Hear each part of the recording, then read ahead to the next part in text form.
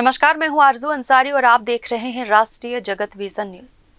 बिलासपुर के सरकंडा थाना क्षेत्र में एक सड़क हादसे में एक नौजवान की जान चली गई।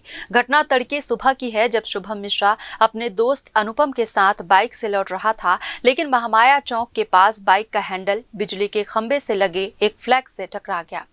बाइक बेकाबू हुई और दोनों डिवाइडर से टकरा गए। शुभम को सिर और पूरे शरीर में गंभीर चोटें आईं, जिसकी वजह से 26 वर्षीय शुभम की मौके पर ही मौत हो गई और अनुपम अस्पताल में जिंदगी की जंग लड़ रहा है।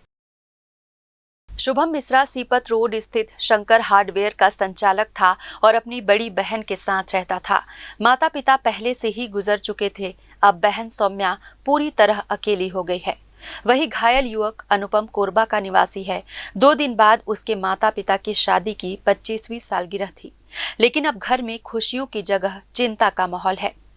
प्रत्यक्षदर्शियों के अनुसार जिस फ्लैक्स से ये हादसा हुआ वह बेलतरा विधायक सुशांत शुक्ला के जन्मदिन के अवसर पर समर्थकों द्वारा लगाया गया था। हादसे के बाद सवाल उठ रहा है कि क्या इन बैनर पोस्टरों की अनुमति ली गई थी या नहीं।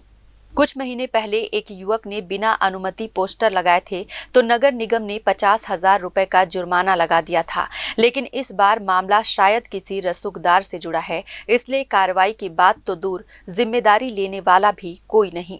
नगर निगम के अतिक्रमण विभाग के प्रभारी प्रमिल शर्मा से जब इस मामले पर सवाल किया गया तो उन्होंने कहा कि यह मामला उनके कार्य क्षेत्र में नहीं आता।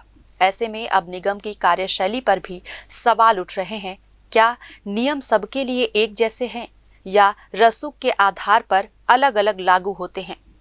नगर निगम की चुप्पी पर भी सवाल खड़े हो रहे हैं। हादसे के बाद निगम का अतिक्रमण अमला शहर भर में फ्लैक्स और पोस्टर हटाने में जुट गया है, लेकिन कार्रवाई हादसे से पहले क्यों नहीं हुई?